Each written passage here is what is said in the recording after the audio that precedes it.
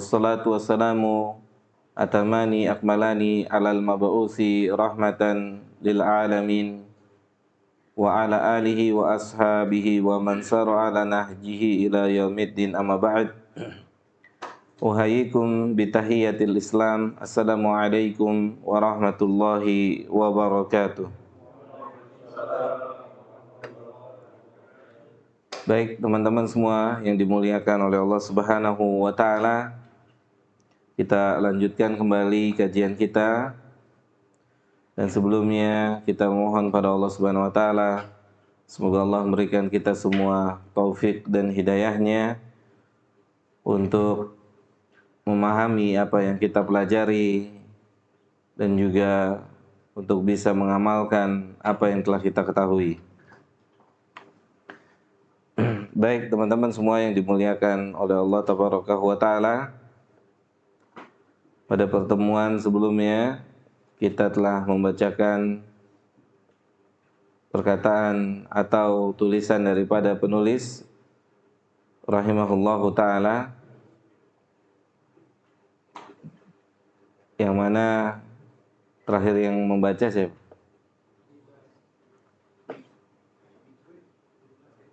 Dimas.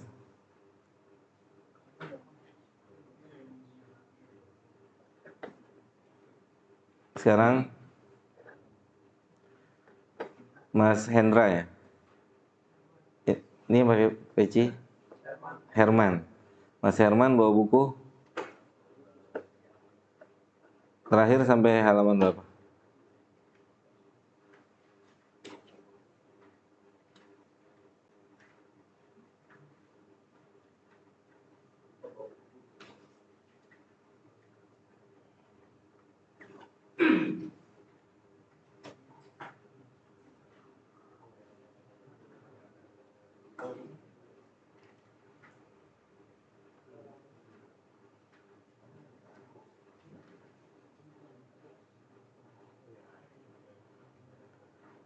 Sampai di mana terakhir, Mas Julian?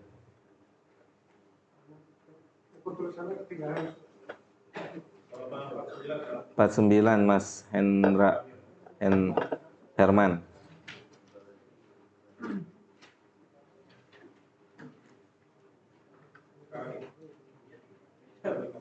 Beda bukunya ya?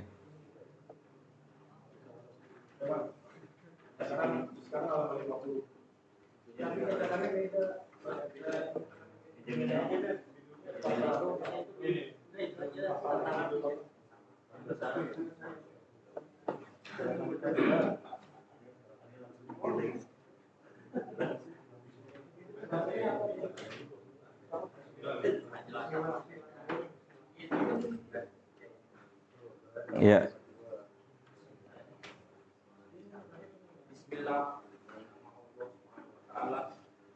Ini adalah susunan jar majrur yang menyambung pada suatu kalimat yang dihilangkan, di mana penulis seakan-akan mengucapkan, aku memohon pertolongan dengan nama Allah Subhanahu wa taala, aku meraih ilmu dari Allah dan aku memohon kepadanya untuk menunjukkanku kepada kebenaran, dan kalimat-kalimat semacamnya. Nama Allah merupakan perwujudan setiap sifat dari semua sifatnya, karena tidak mengapa seseorang menyandingkan permohonannya kepada Allah Subhanahu wa taala dengan menggunakan namanya. Misalnya kita mengucapkan, aku memohon pertolongan dengan nama Allah, aku memohon anugerah ilmu dengan nama Allah, aku berlindung dengan nama Allah, aku memohon perlindungan dari setan dan makhluk sepertinya dengan nama Allah, dan kalimat-kalimat selainnya. Allah ini adalah nama Rabb yang maha perkasa lagi maha agung. Ar-Rahman, Ar-Rahmanir Rahim, Ar-Rahman Ar-Rahim. Ini adalah dua di antara sekian banyak nama Allah Subhanahu wa ta'ala yang menunjukkan sifat rahmat. Dalam kurung kasih sayang, Allah dikatakan oleh sebagian ulama bahwa Ar-Rahman adalah sifat kasih sayang yang mencakup baik untuk orang mukmin maupun orang kafir. Adapun sifat Ar-Rahim hanya untuk orang mukmin. Sebagaimana dalam firman-Nya, wa kana bil mu'minina rahim. Yang artinya, dan adalah Dia Maha Penyayang kepada orang-orang yang beriman. Al-Azab ayat 343. Taib. Paham apa yang dibaca, yang didengar? Belum. Di poin yang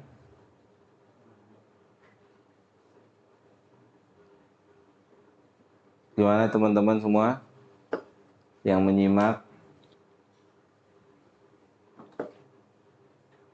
Yulian Saf ada bukunya? Coba Yulian Saf sekarang baca. Diulang bacanya. Bismillahirrahmanirrahim. Ini adalah susunan jadwal yang menyambung pada suatu kalimat yang dihilangkan, di mana penulis atau orang yang mengucapkannya seakan-akan mengucapkan, aku memohon pertolongan dengan nama Allah, aku meraih ilmu dari Allah, dan aku memohon kepadanya untuk menunjukkanku kepada kebenaran, dan kalimat-kalimat semacamnya. Ya, sampai sini paham? Sampai di ucapan terakhir Yulian Saf, paham? Apa yang difahami? Sabik. Minta apa?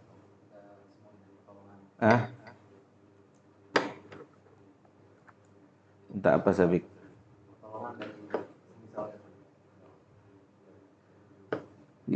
Gozi? Sama Ustaz. Antum kalau ujian gitu nggak ya? Sama Sabik. Gimana Gozi? Meminta apa saja itu hanya minta ke Allah Ustaz. Julian Saf?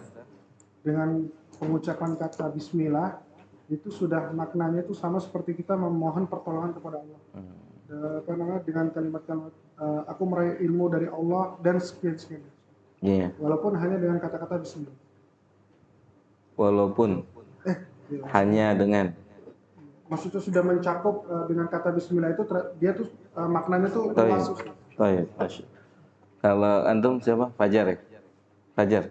Iya. Lutfi gimana? Jangan sama dong.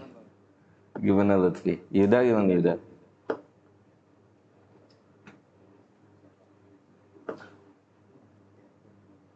Adek gimana? Iya.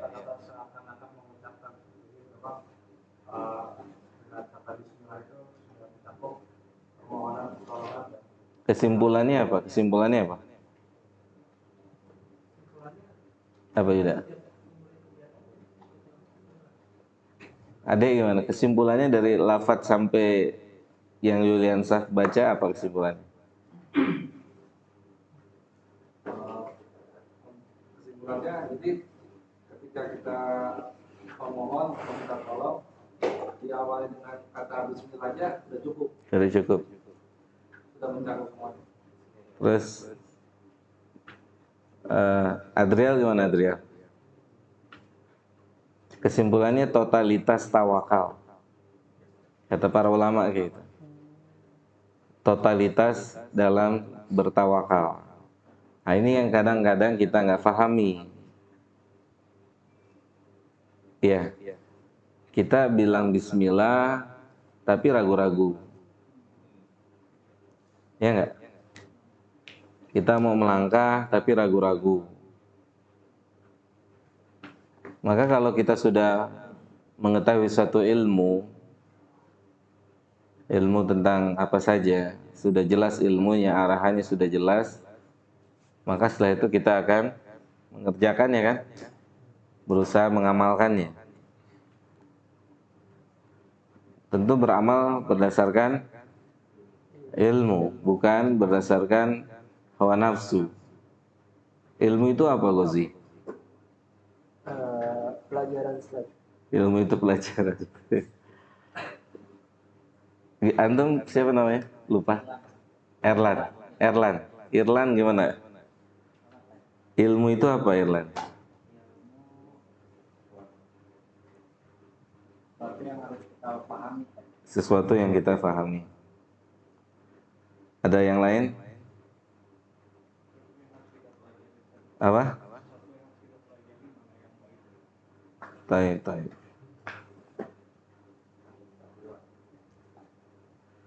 Yang lain ada? Ilmu cahaya, Ustaz. Apa? Ilmu itu cahaya. Ilmu itu cahaya. Kayak lampu gitu ya. Bukan, Ustaz. Mana yang menjelaskan? Sesuatu yang harus kita ketahui sebelum beramal. Iya, Pak. Sesuatu yang mendasari suatu amal. Iya. Sahih. Kita lihat ayat Al-Quran.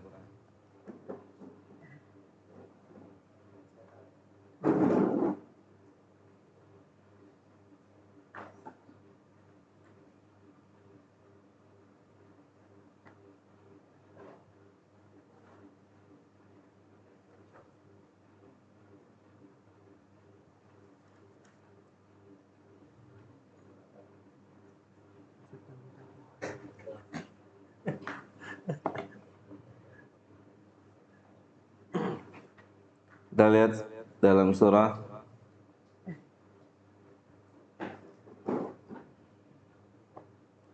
Al-Baqarah ayat 32.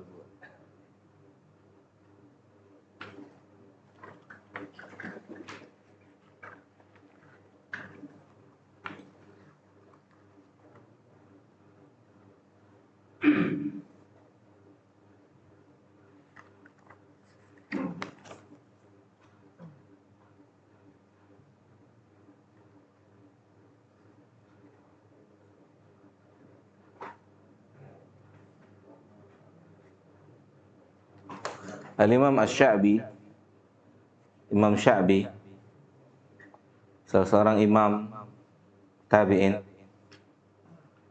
itu pernah, imam besar, Imam Sya'bi itu imam besar, ulama besar.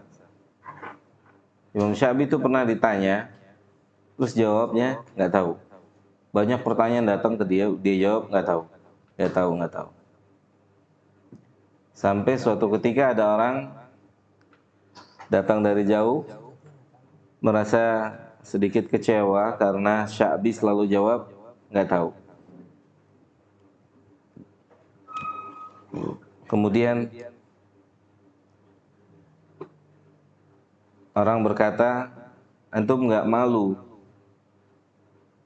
menjawab pertanyaan dengan jawaban tidak tahu.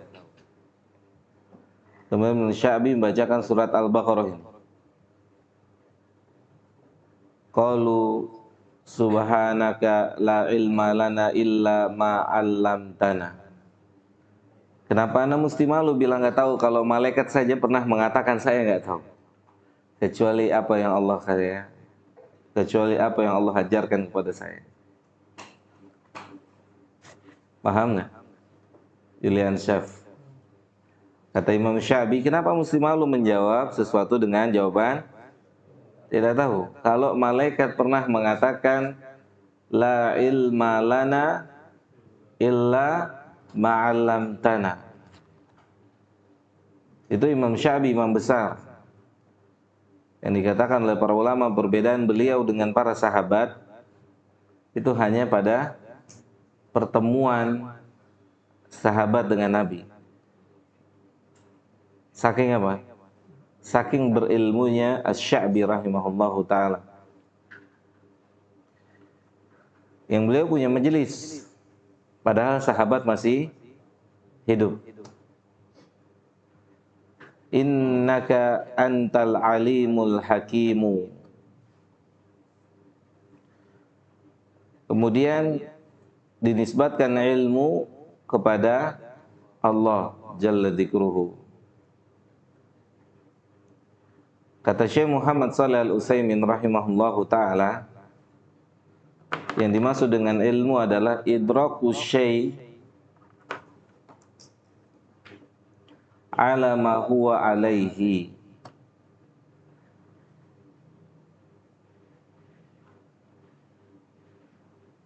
Kata Syekh Muhammad Shalih Al-Utsaimin, ilmu adalah mengetahui sesuatu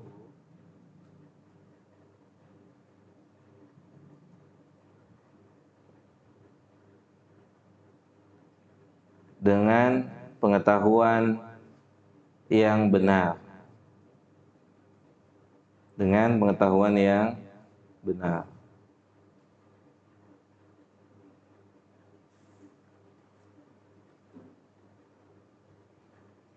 Itu ilmu. Nanti beliau membagi-bagi ilmu itu. Syekh Muhammad Shalih Al-Utsaimin berikan penjelasan pembagian taksim ta'riful ilm. Mengetahui sesuatu apa?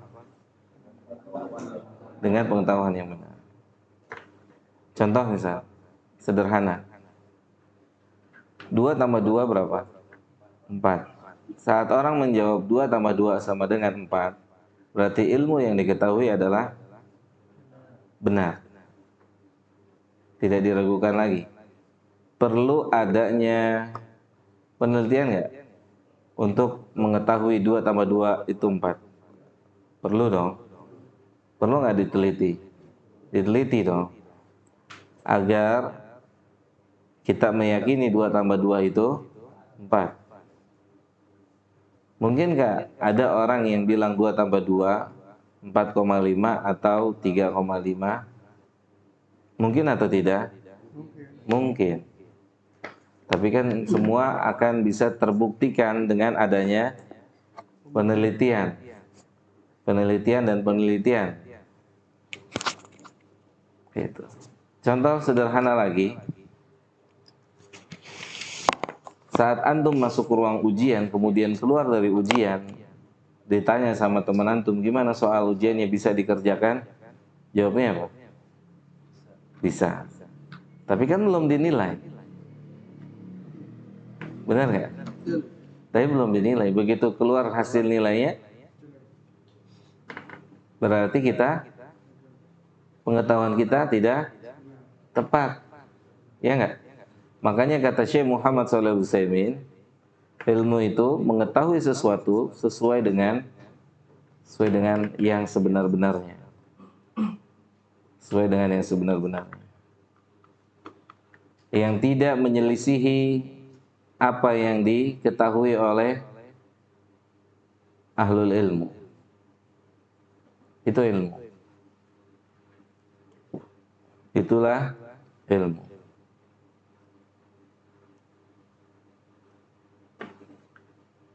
Tanya.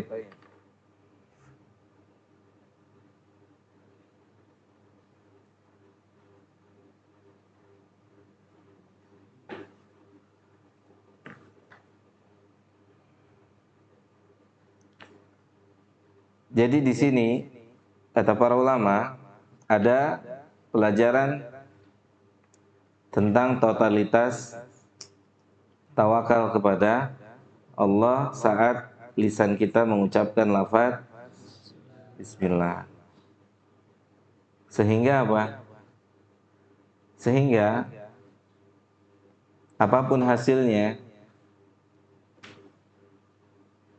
itu semuanya bermanfaat. Itu semuanya bermanfaat. Apapun hasilnya. Sesuai dengan ekspektasi kita atau tidak sesuai dengan ekspektasi kita. Saat kita bilang Bismillah.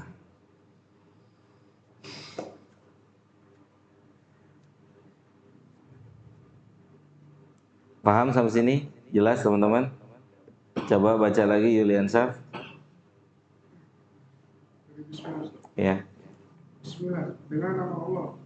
Ini adalah susunan jar majrur yang menyambung pada suatu kalimat yang dihilangkan, di mana penulis atau orang yang mengucapkannya seakan-akan mengucapkan, aku memohon pertolongan dengan nama Allah. Aku meraih ilmu dari Allah dan aku memohon kepadanya untuk menunjukkanku kepada kebenaran dan kalimat-kalimat semacamnya. Iya. Nah, berarti ketika orang sudah bertawakal pada Allah,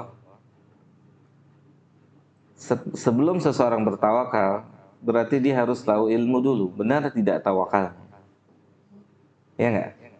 Dia harus berilmu. Tidak bisa dia langsung bertawakal. Dia harus berilmu sebelumnya. Dengan apa dia bertawakal? Jelas, Gozi? Seperti misalnya gini. Seharusnya kan ketika seorang sudah berilmu, ilmu itu Dia mohon pada Allah taufik, semoga Allah berikan taufik, kemudahan untuk bisa mengamalkan ilmu, untuk bisa mengamalkan sesuatu yang telah dia ketahui. Allah mengatakan dalam surah Ali Imran ayat 159,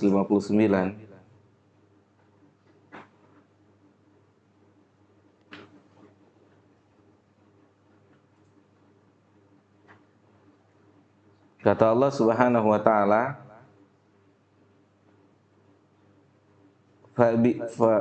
kata Allah, fa idza azamta fatawakkal 'ala Allah. Fa idza azamta fatawakkal 'ala Allah. Jika kalian telah apa? Jika kalian telah yakin, ya, yakin tentang sesuatu, ya, ketika antum telah yakin tentang sesuatu, telah mengilmuinya, telah berilmu,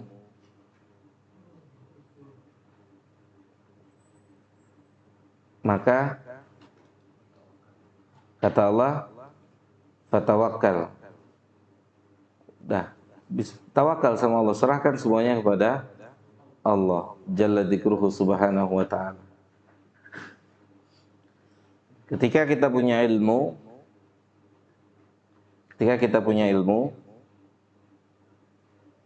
kemudian kita yakin karena sudah dilakukan penelitian tentang ilmu yang kita ketahui, maka setelah itu tawakal sama Allah. Jalan. Setelah itu jalan. Seperti apa contoh? Misalnya banyak contoh sekali tentang ini, banyak sekali contohnya. Seperti misalnya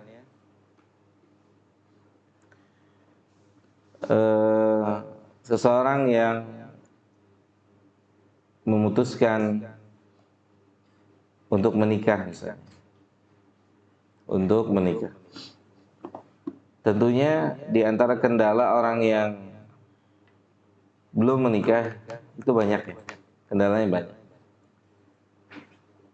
Di antaranya yang dipermasalahkan apa? Kemampuan ya, finansial. Sahih nggak? Sahih ya. Di antaranya mungkin yang paling banyak itu apa? Calon.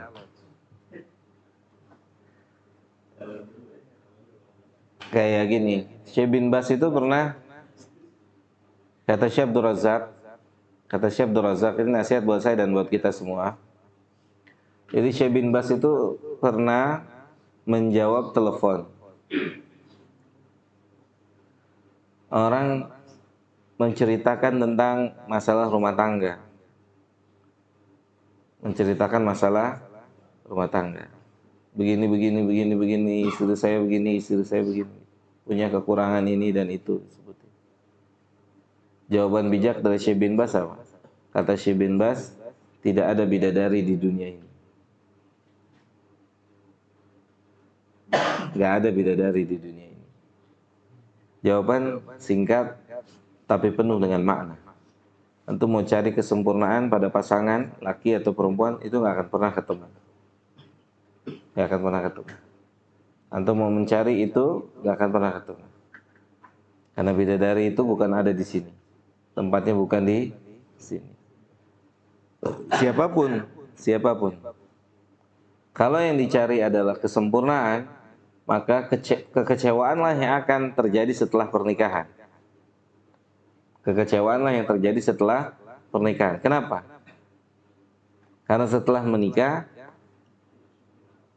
akan tampak kekurangan dan kekurangan dari masing-masing pasangan. Sahih? Akan tampak. Terus antum mau nyesel, ceraiin. Gitu. Aduh, kayaknya ini salah, gagal, ceraiin aja deh. Cari lagi. Di mana carinya yang bisa mendapatkan pasangan yang sempurna, baik fisiknya, sifatnya, dan seterusnya? Tidak ada. Tidak ada. Nasihat yang sangat bijak dari Fadilatul Syekh. Tidak ada bidadari di dunia ini. Artinya kekurangan-kekurangan jika memang masih bisa ditolerin, maka diterima. Gitu. Atau dalam contoh-contoh yang lain misalnya. Dalam contoh-contoh yang lain. Seperti saat Nabi mengatakan sallallahu alaihi wasallam, Nabi berkata, 3 golongan yang pasti akan Allah tolong. Yang pertama, kita sedang bicara satu aja ya, yaitu an-nakih yuridul afaf. Orang yang menikah karena ingin menjaga kesucian dirinya. Orang yang menikah karena ingin menjaga kesucian dirinya. Nabi bilangnya apa?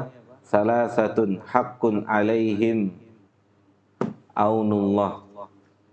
3 golongan yang berhak untuk atau yang pasti akan Allah berikan pertolongan.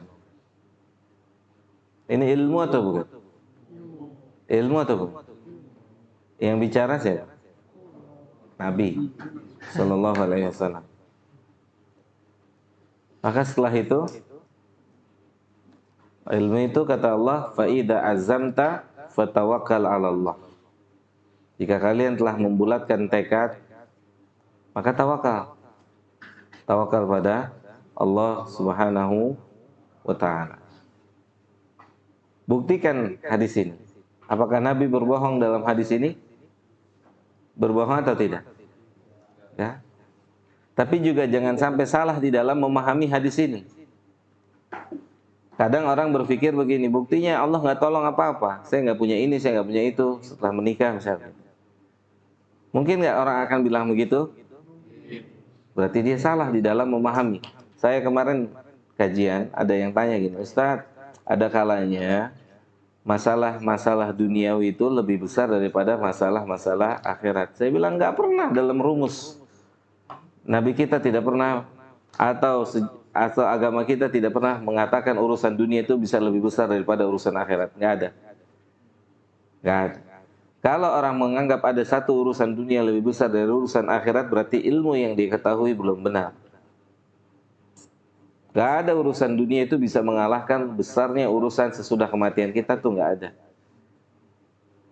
Nggak ada. Seluruh urusan yang ada di dunia itu kecil dibandingkan urusan sesudah meninggalnya kita.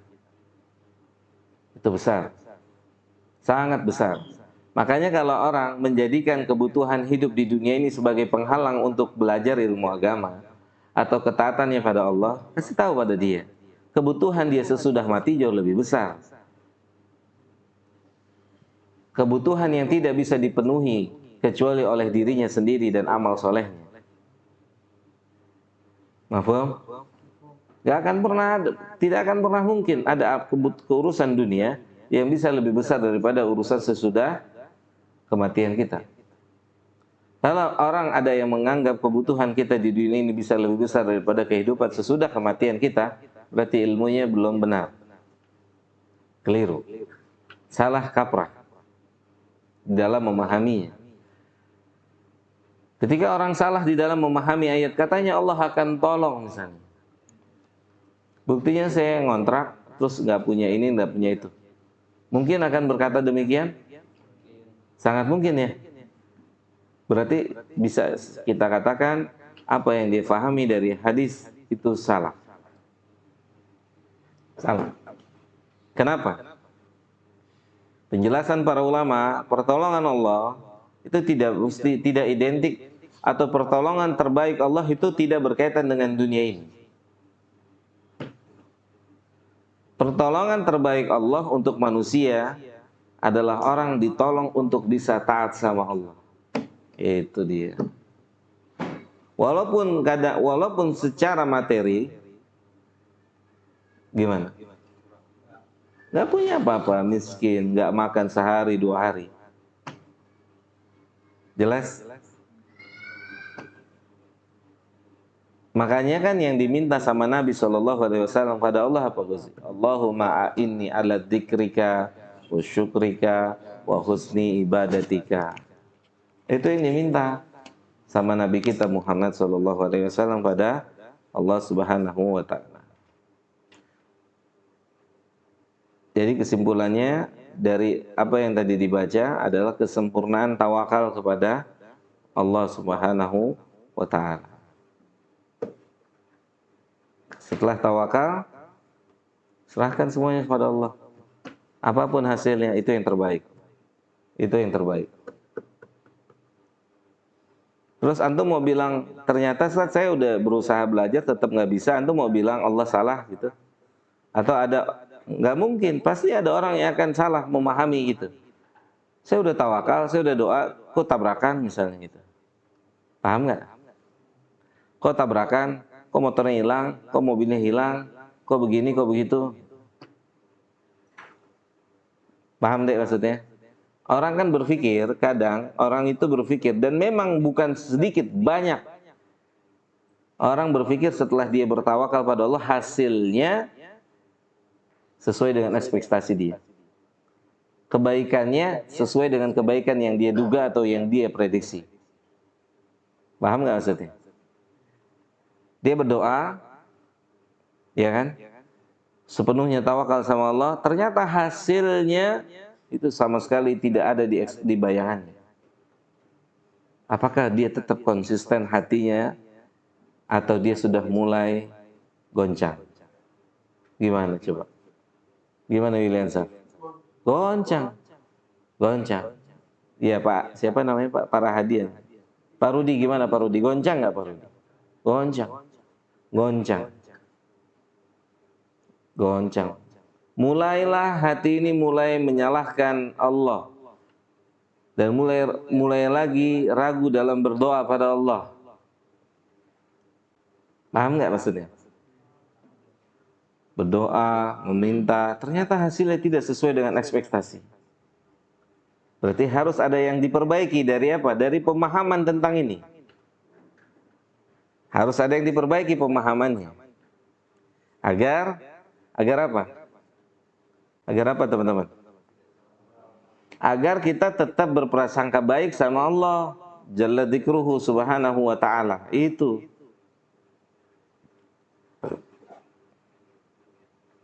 dia. Antum berdoa, antum tahu ilmunya, antum bertawakal, serahkan semuanya pada Allah, ternyata la qadarallah tidak sesuai dengan ekspektasi. Gimana caranya? Qadarallah wa ma syaa fa'al, kan gitu. Udah. Dan itu yang terbaik. Dan itu yang terbaik. Pasti, tidak mungkin tidak. Pasti, saya bilang pasti. Kenapa pasti? Kenapa Adrian? Kok berani amat Ustadz mau yakini itu pasti terbaik? Kenapa? Karena itu ketetapan Allah. Saya mau tanya sama antum, adakah ketetapan Allah yang jelek? Gak ada. Ketetapan Allah jadi jelek kapan? Saat kita nggak bisa menyikapi takdir itu, kita yang salah. Mafhum? Ketetapan Allah tidak ada yang buruk. Kalau misalkan bukankah ada takdir baik dan takdir buruk, kan gitu ya? Benar nggak Pak? Siapa namanya Pak Taufik? Ada takdir baik, ada takdir buruk. Iya.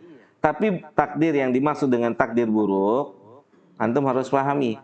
Saat tidak ada takdir buruk yang murni keburukan, tidak ada. Saat adanya takdir buruk, itu dibalik takdir yang buruk itu kebaikannya banyak. Penyakit menggugurkan dosa. Sahih? Kemiskinan, potensi masuk surga duluan. Coba. Yang tersiksa saat orang tidak bisa menyikapi takdir Allah yang dirasakan tidak baik itu. Itulah orang yang tersiksa. Itulah orang yang salah kaprah. Mafhum jelas sampai di sini? Gitu. Sehingga apa? Ketika kita memahami konsep ini, kita tetap bertawakal, berdoa, bertawakal, memohon kepada Allah yang terbaik.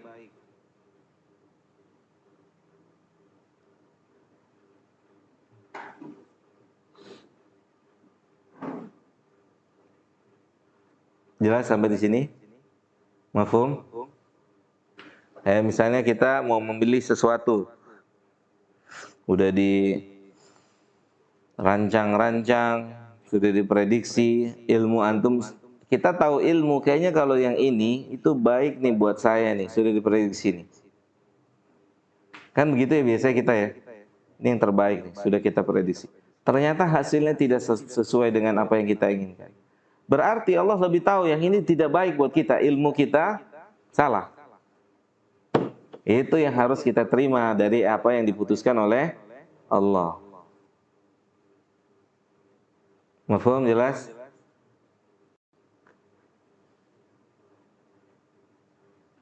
Ada soal sampai sini?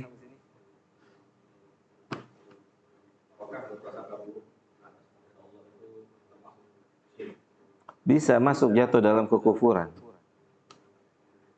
Bisa. Tergantung tingkatannya nanti seperti apa. Seperti tauhid kan bertingkat-tingkat. Tauhid itu bertingkat-tingkat. Iya. Misalkan orang pada ujian yang berat, hari pertama kan dia pasti ibaratnya sedih, merasa sempat merontak, begini, seolah-olah dia akan berdiam. Apakah di hari pertama itu dia syirik atau belum? Tergantung, belum. Tergantung. Sampai tingkat mana? Ya, sampai tingkat mana hati atau perasaannya itu? Enggak langsung. Nanti semua ada tahapannya, ada prosesnya.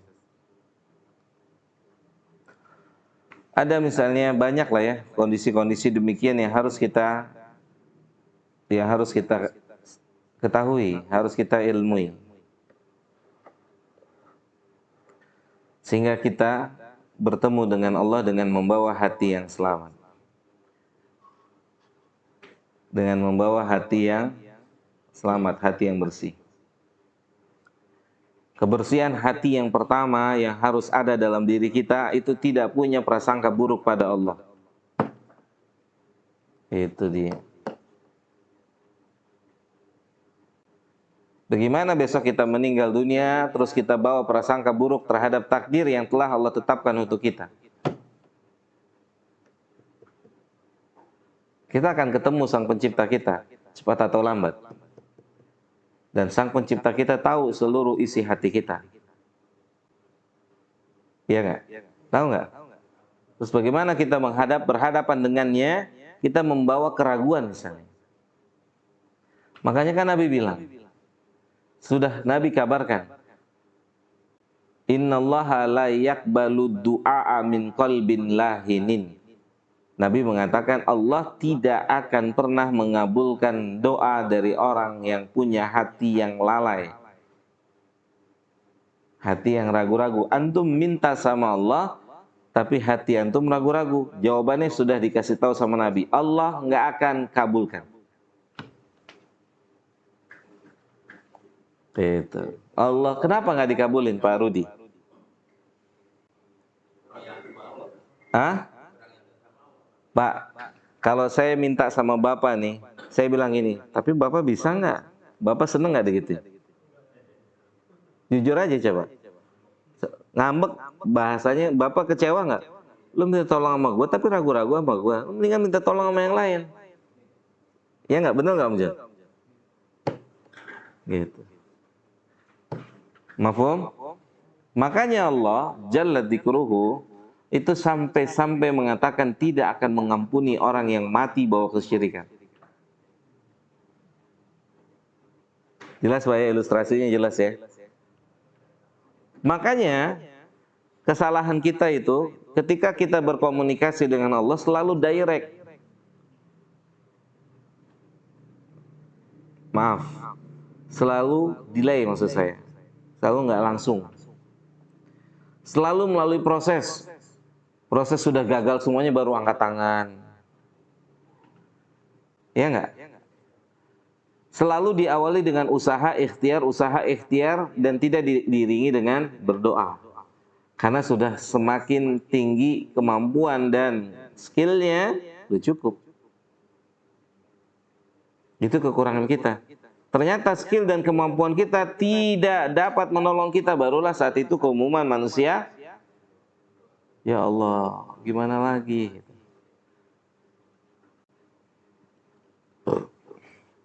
Tentunya hasil yang didapat dari orang yang meminta langsung pada Allah dengan orang yang melalui tahapan-tahapan itu berbeda. Jelas? Beda. Mafhum teman-teman? Jelas semua? Gitu. Apalagi jika antum akan merasakan, benar-benar merasakan, ketika antum sungguh-sungguh mendekati Allah, itu yang datang ke antum kesulitan dan kesulitan, ujian dan ujian. Ketika antum sungguh-sungguh menuju Allah, maka yang datang ke kita itu musibah, ujian, musibah, ujian, musibah, ujian. Untuk apa Gosi? Iya untuk uji. Hah? Untuk apa Adek? Untuk naik kelas. Jadi kalau kita benar-benar mendekatkan diri pada Allah, itu yang akan datang kesulitan, kemudian dan teman-temannya itu yang akan datang pada kita.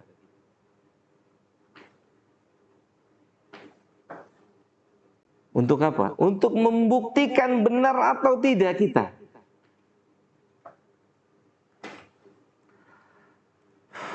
Ini bukan omong kosong di warung kopi.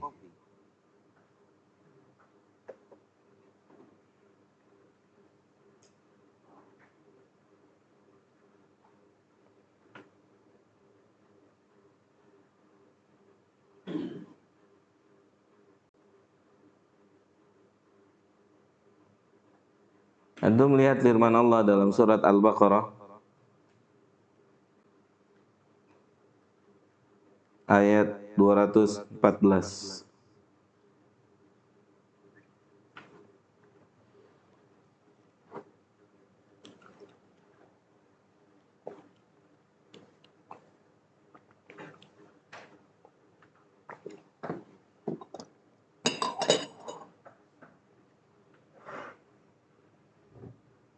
Ketemu? Lihat, Allah bilang apa? Am hasibtum an tadkhulul jannata. Kalian mengira akan masuk surga begitu aja, dengan mudah, dengan gampang. Walamma ya'tikum, sementara kalian belum mendapatkan seperti yang didapatkan, seperti yang dialami oleh siapa? Alladzina khala min qablikum, orang-orang sebelum kalian yang tempatnya sudah dipastikan di surga.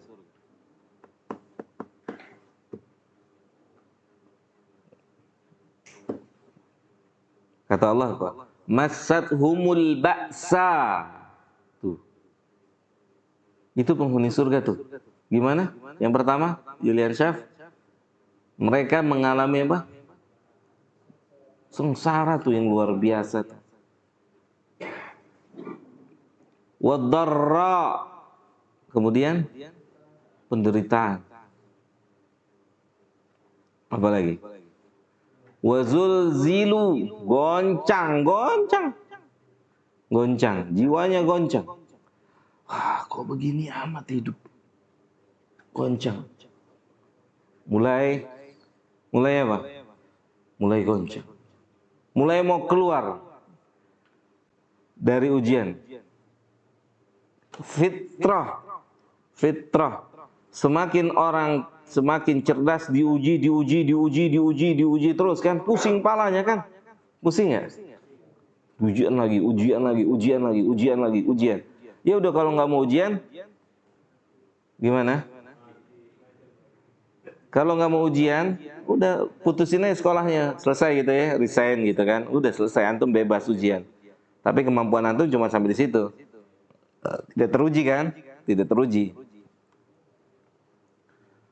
Gitu.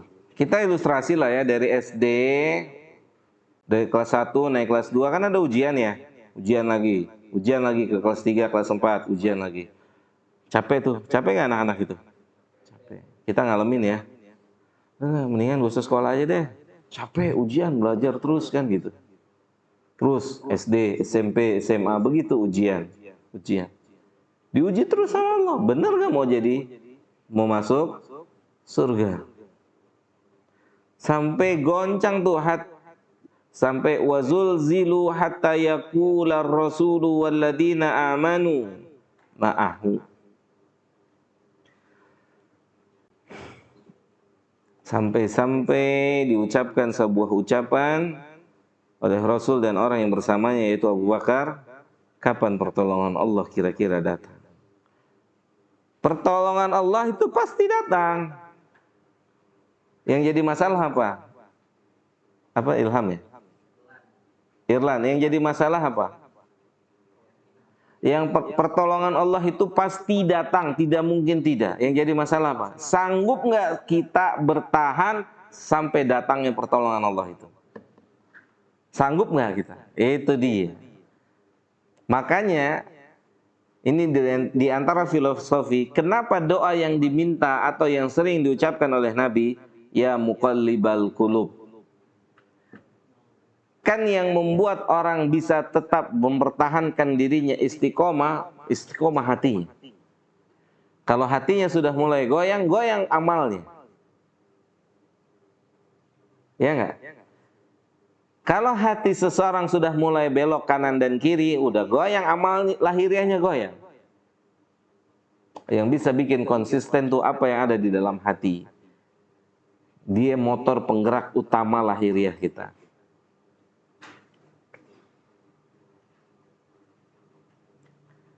Jelas sampai sini? Oh begitu. Kalau antum sudah mulai berusaha taqarrub ilallah, harus tahu ini ilmu. Ini ilmu. Ini ilmu.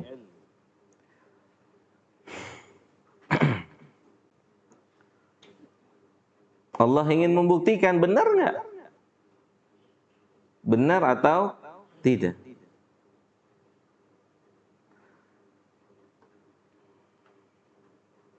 Maka kata para ulama, mimpi orang mau masuk ke tempat terbaik tanpa letih, tanpa capek, itu mimpi. Mimpi.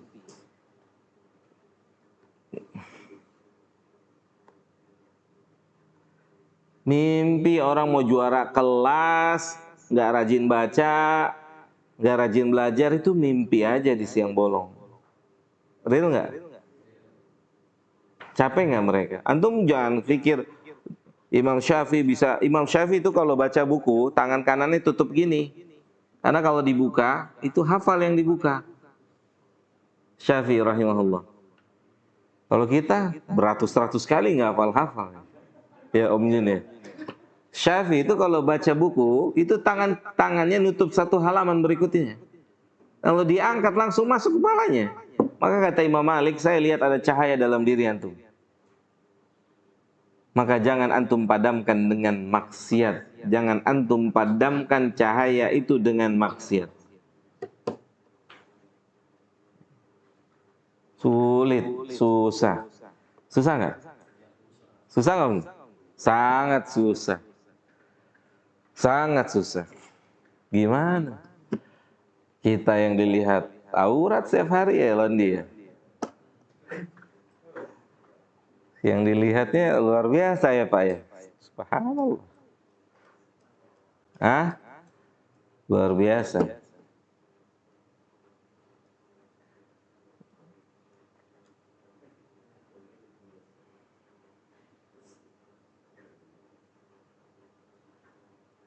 Para ulama demikian. Jadi ini nasihat buat saya dan buat antum semua. Kedudukan yang tinggi itu hanya bisa diperoleh dengan letih, capek, pengorbanan harta, pengorbanan waktu, biaya. Gitu teman-teman. Gak mungkin Allah Allah gak menyamakan antara orang yang berkorban dengan yang tidak berkorban. Tidak mungkin. Tidak mungkin.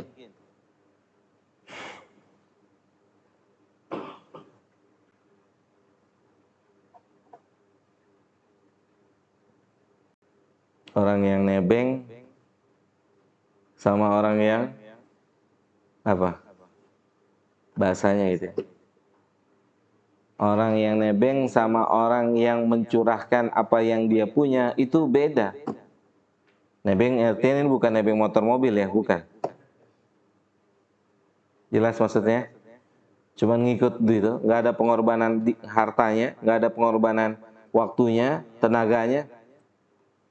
Nggak mungkin lah kalau antum sebagai atasan aja membedakan semua karyawan kan?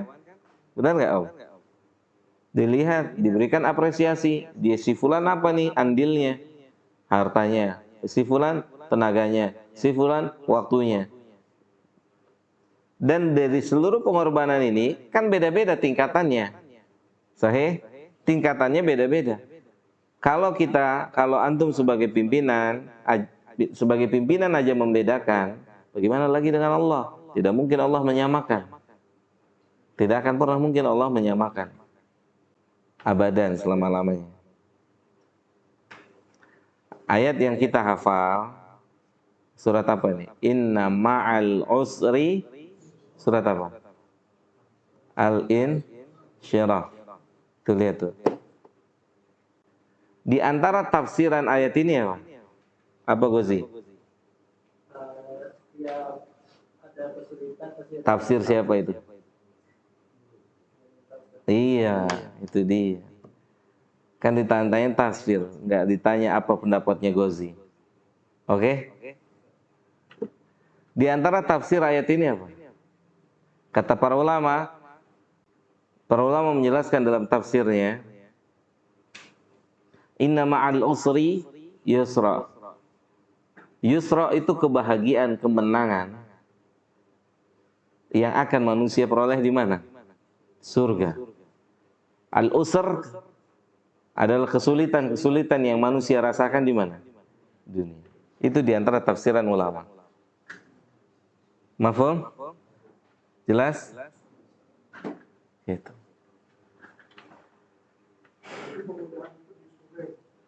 Itu di antaranya. Iya, kemudahan sana. Kemudahan itu di sana. Jadi kan kadang ada orang yang hidupnya sengsara, dia pikir ayat ini kok nggak ada kemudahan. Kapan gitu ya, kemudahannya kapan? Iya. Bisa jadi kemudahannya di sana. Makanya antum ingat nggak kisah ada sahabat yang nangis? Siapa tuh? Abdurrahman bin Auf.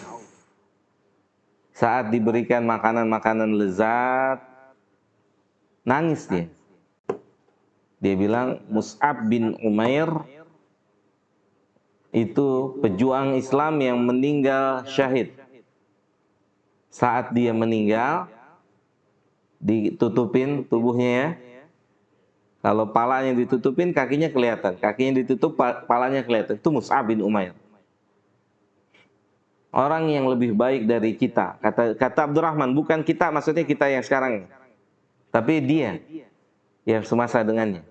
Orang yang lebih baik dari kita, yang memperjuangkan agama ini, dan dia belum menikmati kenikmatan apapun yang ada di dunia ini, telah mendahului kita. Jangan-jangan ini kenikmatan-kenikmatan yang Allah segerakan untuk kita, dan kita tidak mendapatkan kenikmatan di hari kiamat nanti. Nangis di situ Abdurrahman bin Auf dan sahabat yang ada di situ. Itu cara apa? Cara apa? Cara menyikapi kenikmatan yang Allah berikan pada kita. Di samping kita bersyukur. Di samping kita bersyukur, kan gini. Coba, ini konsep Al-Quran dan hadis. Konsep. Kalau ada harta kita, kekayaan kita, apa saja yang berkaitan dengan dunia kita, dengan kemaksiatan kita atau dengan ketidaktaatan kita, itu namanya istidraj. Apa namanya? Kenikmatan yang Allah segerakan. Kalau tidak berjalan lurus dengan apa? Ketaatan kita. Makanya tadi saya bilang, siapapun yang berusaha berjalan sebenar-benarnya berjalan menuju Allah, itu yang datang itu.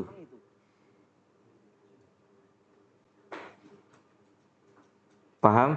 Ini yang datang.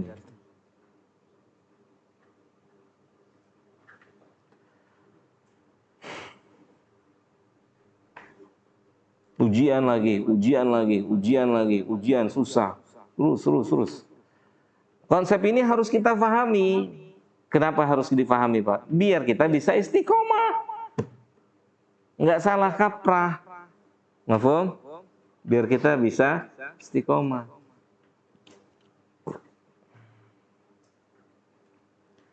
Sakitnya Nabi sama Nabi demam, pernah demam. Demamnya Nabi sama kita sama atau beda? Lebih berat mana? Kenapa? Kenapa? Ayo. Antum bisa jawab enggak? Ujian Nabi lebih berat. Yang lainnya? Ini sahabat pernah jenguk nih, Nabi sakitnya parah, demam, menggigil. Sahabat jenguk. Apa kata sahabat itu? Apakah ini karena pahala yang engkau dapatkan lebih besar dari kita? Lihat tuh cara pandangnya. Pahala yang didapatkan, yang dijanjikan oleh Allah lebih besar dari pahala untuk kita. Kenapa? Karena musibahnya lebih gede. Lebih berat.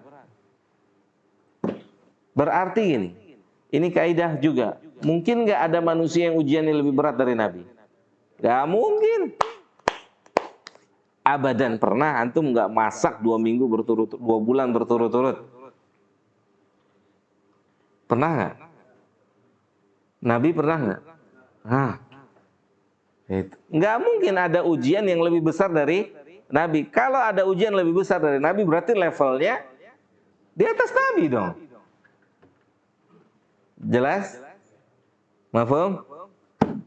Kan ujian paling tinggi untuk orang yang paling tinggi kedudukannya, yaitu para Nabi. Jelas? Berarti ini dapat menenangkan hati kita, sahih? Kenapa? Nabi lebih berat, sahabat lebih berat, disisir, badannya disisir. Sisir pakai apa, Gozi? Nggak tahu ya, Ahsan, Mumtaz tuh langsung berubah, Gozi. Iya, terapkan ilmu. Disisir pakai apa? Gergaji besi, tubuhnya disisir gergaji besi. Hidup. Coba bayangin. Dibelek tubuhnya, dibagi 2. Mempertahankan agama ini. Untuk itu Nabi keluar dari mana? Mekah. Kan Nabi bilang, kota yang paling saya cintai adalah Mekah. Kalau bukan karena terusir, maka saya nggak tinggalkan. Tapi Nabi tidak memikirkan dirinya sendiri. Sahabat tersiksa. Maka Nabi bilang, keluar, kita semua keluar, hijrah. Mafhum? Jelas? Keluar. Nabi dan para sahabat meninggalkan Mekah untuk kembali lagi merancang kekuatan terlebih dahulu. Itu teman-teman semua yang dimuliakan oleh Allah Subhanahu wa ta'ala. Pengorbanan dan seluruh ketaatan pada Allah diganggu sama syaitan. Kenyamanan antum duduk ngaji sama sebelum saya datang lebih nyaman mana? Sebelum saya datang, jangan bohong. Ya enggak? Ya enggak, Pak? Enggak ada syaitannya. Karena saat contoh deh, antum ya begitu, semua ibadah begitu. Bukan cuma ini, semua ibadah, sholat, puasa, zakat begitu.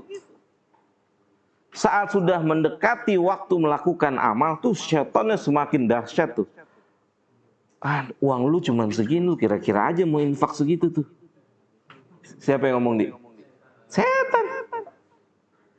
Kira-kira aja lu, uang lu cuma segitu, terbatas. Ya, Dek. Lihat coba dompet yang buka, isinya apa? KTP,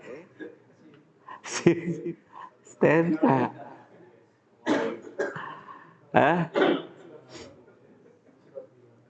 Surat tilang, lapor Om Jun. Om Jun beresin, tapi ente digebukin.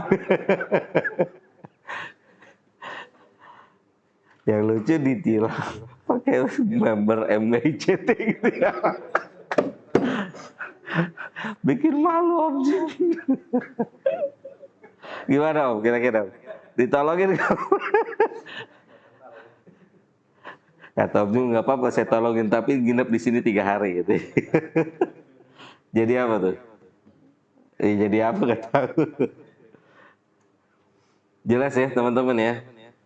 Saya rasa maklum sudah kita sama-sama ketahui.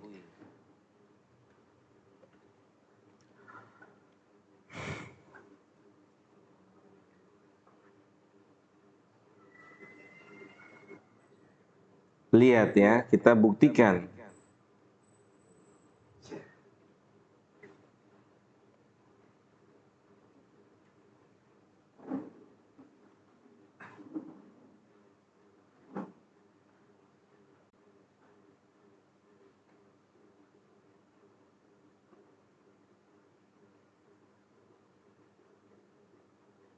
Kita buktikan dengan firman Allah dalam surat Al-An'am ayat ke-44.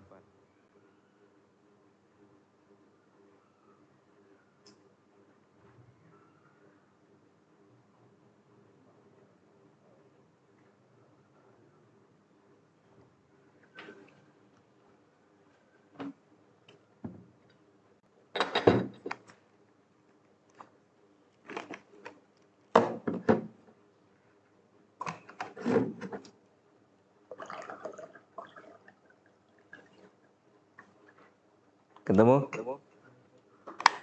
Baca Irlan.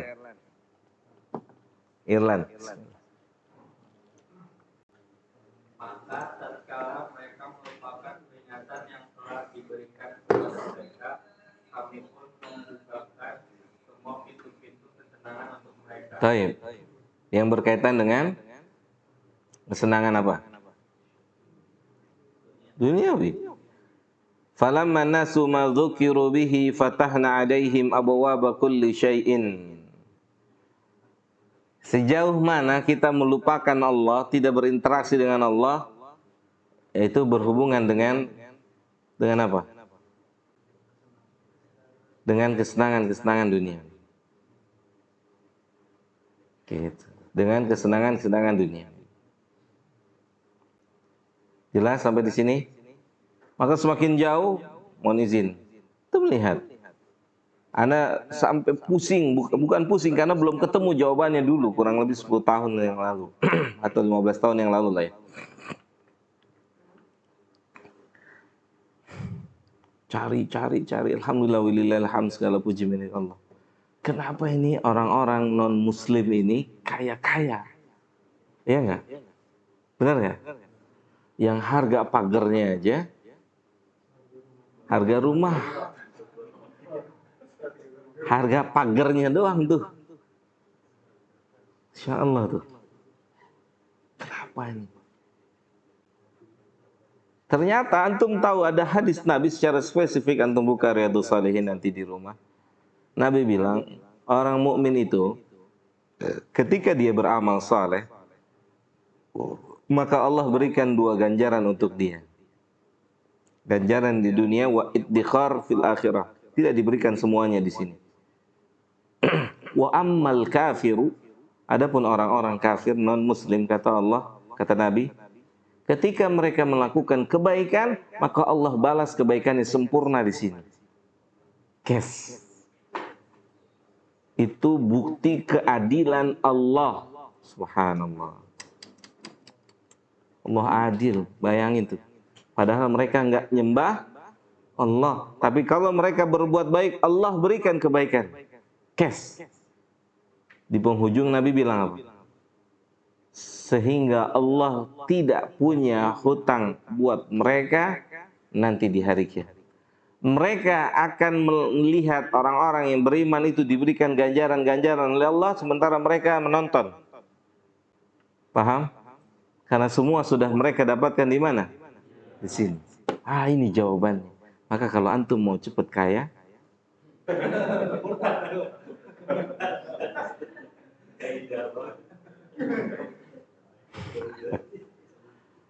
sahih, mafhum, jelas?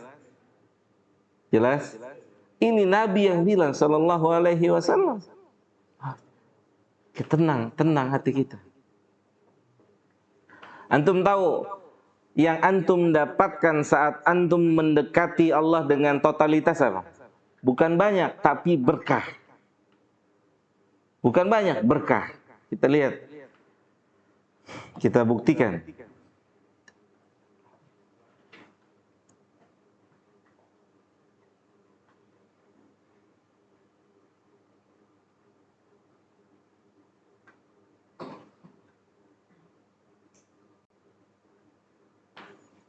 Antum buka surat Al-A'raf ayat 96.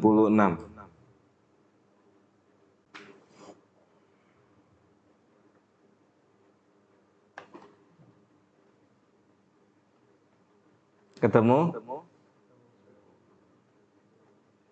Yuda baca Yuda.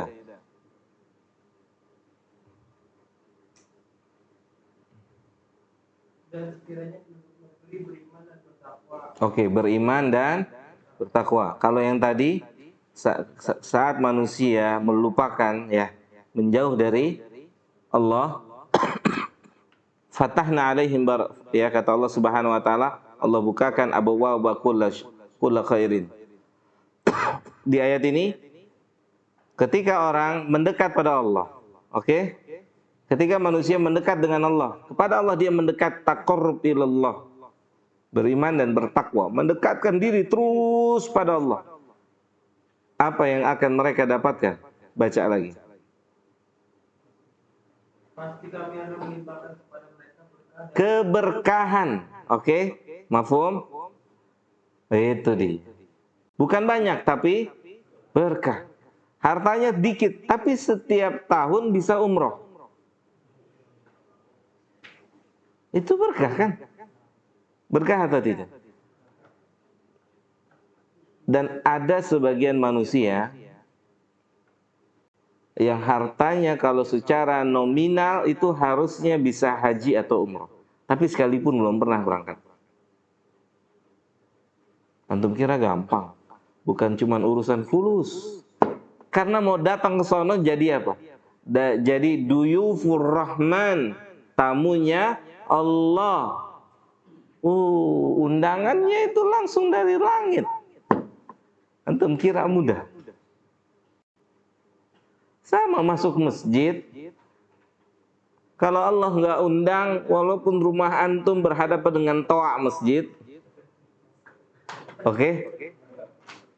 Toanya mukanya moncong itu ke rumah antum tuh. Ya kan? Hayya 'alas shalah. Sampai antum kaget begini. Hah? Kalau kita tak diizinkan oleh Allah untuk datang, nggak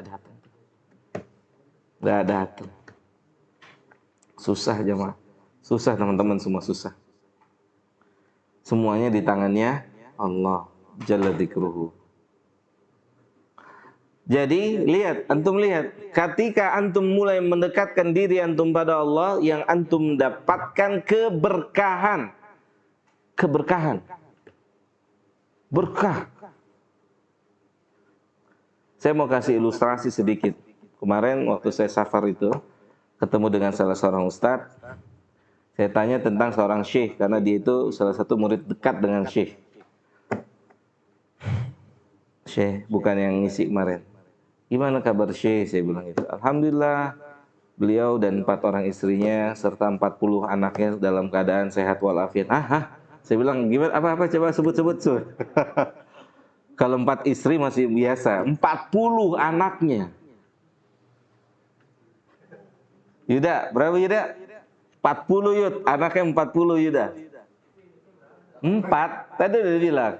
Alhamdulillah Syekh dengan 4 istrinya dan 40 anaknya dalam keadaan sehat walafiat. Apa? Ada bilang apa? Berapa anaknya? 40. Ya subhanallah. Saya pikir ada ustadz di Indonesia itu anaknya sekarang 15. Anaknya 15. Saya pikir itu udah mentok, udah banyak ya. Ternyata Syekh 40. Allahu akbar. 40. Kalau antum bandingkan dengan antum yang anaknya baru satu, yang kadang-kadang nyungsep, harusnya dia gimana? Harusnya bunuh diri tuh. 40 anaknya ya nggak Yuda? Tapi kenapa bisa apa? Kenapa bisa terus berjalan baik? Ada keberkahan di situ. Iya nggak? Apalagi yang nggak punya anak, yang belum punya anak, yang belum nikah gitu misalnya. Ya, Bik, atau siapa aja. Ada nggak antum aja nggak bisa jangan senyum ente. Banyak nih teman antum semua itu udah nikah belum? Udah ya. Nih 1, 2, 3, 4. Berkah diberikan. Antum lihat ayatnya. Semakin antum mendekatkan diri antum pada Allah, berkah. Keberkahan. Antum tahu keberkahan artinya apa? Menghasilkan kebaikan. Menghasilkan kebaikan walaupun sedikit. Walaupun sedikit. Itu berkah. Itu berkah walaupun sedikit. Sedikit waktunya, sedikit hartanya, kalau diberkahi oleh Allah, manfaat.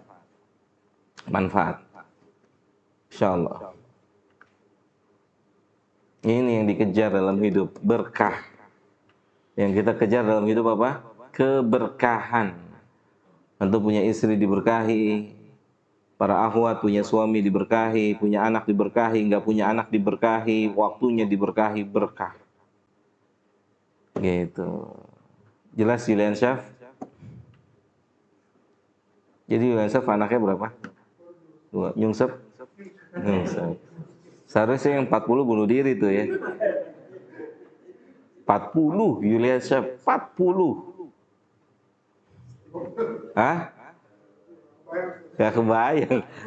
Aneh denger langsung sampai bilang begitu. Apa ya? Ada bilang berapa anaknya? Aneh denger langsung sampai begitu. 40. Subhanallah.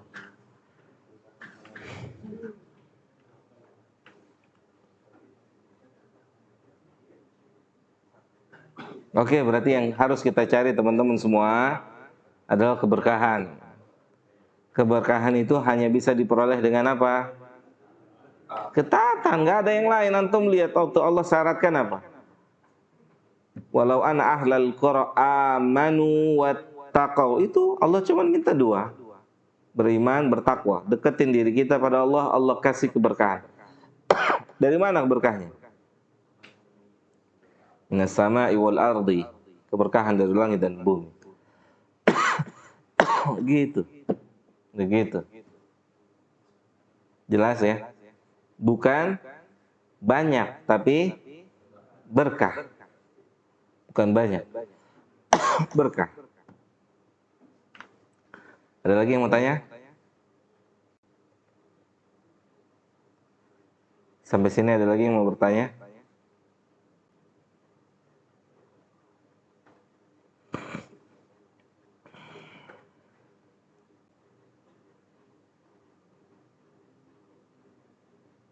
Enggak ada?